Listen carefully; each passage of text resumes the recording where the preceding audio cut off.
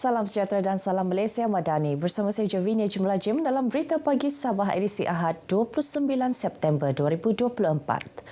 Sebahagian tanah Sabah Forest Industry SFI akan dikeluarkan dan diwartakan sebagai tanah perkampungan bagi penduduk Tenom. Beberapa ribu hektar tanah dalam kawasan konsesi perhutanan syarikat berkenaan sudah dikenal pasti bagi tujuan itu. Ketua Menteri Datuk Seri Panglima Haji Jin Noor turut mengarahkan Jabatan Tanah dan Ukur untuk melaksana program perkhidmatan tanah adat negeri Sabah pantas di daerah ini. InsyaAllah saya akan panggil pihak syarikat untuk nyatakan kita punya sokongan kepada permohonan rakyat di kawasan ini. Dan begitu juga tanah-tanah yang telah diusahakan tetapi belum lagi disukat. Ini saya minta pengarah Tanah dan Ukur untuk mengambil tindakan. Beliau berkata demikian selepas merasmikan mesyuarat tahunan Parti Gagasan Rakyat Sabah Gagasan Rakyat bahagian Kemabong di Tenem. Selain isu tanah, masalah bekalan air di daerah ini turut menjadi perhatian Ketua Menteri. Memang banyak lagi keperluan asas yang perlu dibantu oleh kerajaan di kawasan ini seperti bekalan air graviti, jalan raya dan sebagainya. Perkara ini akan saya ambil tindakan untuk melaksanakannya. Sebenarnya selama ini kita sudah beri bakalan pipe graviti. Semua kampung dapat. Tetapi oleh kerana 2 kali tengkujuh, banjir, hujan lebat dan dihanyutkan, banyak yang rosak. Saya telah menggunakan petokan wakil rakyat, ADUN, tetapi nampaknya tidak mencukupi. Kampung Kiau Kota Belud dipilih sebagai kampung angkat madani oleh Menteri Pembangunan Usahawan dan Koperasi Datuk Ewan Benedict. Pelancaran Kampung Kiau sebagai kampung angkat madani akan diadakan pada 8 Disember serentak dengan perasmian tamu desa Kampung Kiau dan penyerahan geran pantas. Kampung Angkat Madani diperkenal dalam Belanjawan 2024 sebagai langkah menoktakan masalah kemiskinan selain memastikan kemudahan serta prasarana asas di kawasan desa dapat dilengkapkan. Mudah-mudahan ianya dapat menjadi sebahagian daripada penyelesaian masalah dan keperluan terutama berkaitan dengan isu-isu pembangunan di kampung ini dan sudah tentu Kementerian Pembangunan Usahawan dan Koperasi juga akan menjadi peneraju kepada Kampung Kiau selaku kampung angkat saya di Kementerian. Datuk Ewan ditemui RTM selepas merasmikan perayaan Moginakan Kiau dan Rumah Budaya Walai Mitapus Kiau di Kampung Kiau, Kota Belud. Mengenai program ini, Datuk Ewan berkata, pembinaan Rumah Budaya Walai Mitapus Kiau akan melonjakkan lagi aktiviti keusahawanan di Kiau khususnya dalam sektor pelancongan. Selain itu, perayaan Moginakan Kiau yang turut diadakan serentak dapat diperkenal kepada masyarakat umum sebagai antara perayaan adat dan tradisi yang terdapat di Sabah. Tidak jauh juga perbezaan daripada Pesta Kaamatan. Ini Moginakan semua budaya-budaya yang dalam kampung pun terlibat juga dalam Moginakan. Ini Moginakan ini belum lagi wujud di tempat-tempat lain lebih-lebih dalam daerah.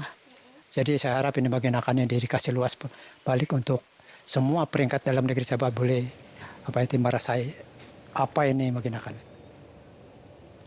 Sambutan Maulidur Rasul wadah mengerat dan memperkukuh silaturahim antara pemimpin dan masyarakat. Selain itu, kehadiran masyarakat bukan Islam yang turut sama menyertai perarakan Maulidur Rasul mengukuhkan lagi perpaduan yang terjalin sekian lama. Pembantu Menteri kepada Ketua Menteri Datuk Ruslan Muharram berkata, inilah keunikan Sabah kerana memiliki rakyat berbilang kaum dan agama yang sentiasa menghormati kepercayaan masing-masing.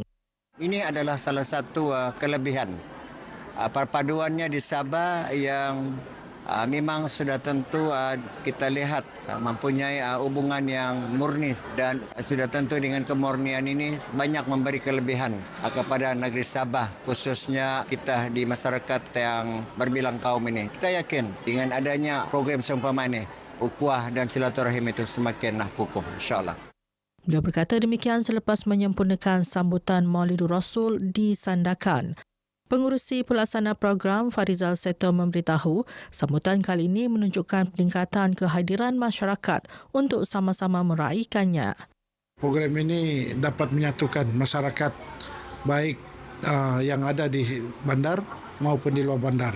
Jadi harapan kita akan datang supaya program ini akan dapat sambutan dan dapat juga disertai lebih ramai lagi masyarakat kita di luar sana. Dan nampak pada kali ini ada menunjukkan peningkatan dari segi penglibatan kontingen pada tahun ini. Dan keturutsertaan masyarakat Islam sekarang ini sudah mula berputik.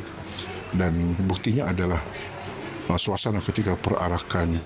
Lebih 8,000 menyertai perarakan bermula dari Padang Bandaran Sandakan ke Masjid Daerah Sandakan. Dalam majlis ini, anugerah tokoh Maulidur Rasul kategori lelaki diberikan kepada Ketua Polis Sandakan, SCP Abdul Fuad Abdul Malik, dan kategori wanita kepada Aida Royana Abdul Rani, manakala Presiden Majlis Daerah Sandakan, Henry Idol, turut menerima anugerah khas. 278 pelajar di Dun Bengawan dan Membakut yang terpilih melanjutkan pengajian ke Institut Pengajian Tinggi menerima sumbangan keuangan menerusi program Anak Muda Menara Gading. Program dilaksana Pejabat Parlimen Kimanis sejak tahun lepas. Saya ingin mengucapkan ribuan terima kasih di atas bantuan yang diberikan untuk pelajar seperti anak saya lah.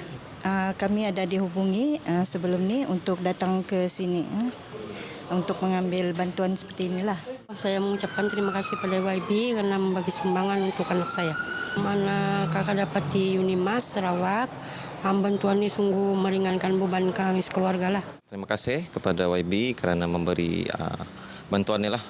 Saya rasa ini amat-amat membantulah kepada golongan yang terutama sekali yang B40 kan, untuk dorang untuk melanjutkan pelajaran telah. Ahli Parlimen Kimanis Datuk Muhammad Alamin berkata agenda pendidikan sentiasa menjadi keutamaan kerajaan dalam membantu rakyat dan pelbagai dasar dan inisiatif telah dilaksanakan bagi mencapai tujuan itu. Dari harapan saya dengan adanya program yang tak seberapa ini akan dapat memberikan semangat buat anak-anak kita yang bakal memasuki alam universiti, supaya mereka akan menjadi seorang graduan yang berjaya, yang bakal memberikan khidmat bakti kepada masyarakat, kepada negeri dan juga kepada negara, termasuk kepada keluarga mereka sendiri, insyaAllah. Beliau ditemui RTM selepas majlis penyerahan sumbangan pelajar IPTA dan IPTS kawasan Parlimen Kimanis di Kimanis.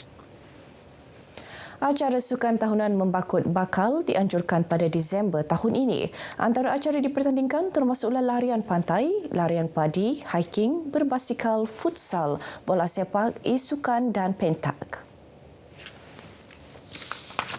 Adun Membakut Datuk Muhammad Arifin berkata, acara sukan tahunan ini bukan sahaja terbuka kepada belia di kawasan Membakut, malah bakal melibatkan penyertaan dari Sarawak dan Brunei Darussalam. Kita juga akan bekerjasama dengan kementerian untuk menganjurkan program sukan Membakut. InsyaAllah kita akan adakan pada hujung tahun, yang mana kita ada menyusun beberapa program berhubung dengan sukan ini, khususnya larian pantai yang kita adakan setiap tahun, dan ini akan kita selaras bersama dengan Jabatan Belia dan Sukan dan Kementerian Belia dan Sukan dengan pejabat daerah. Beliau ditemui media selepas merasmikan program Juara Membakut, anjuran Kementerian Belia dan Sukan di Dewan Terbuka Membakut. Lebih 500 belia menyertai program berkenaan yang mempertandingkan pelbagai acara sukan, antaranya bola tampar, e-sukan dan sepak takraw.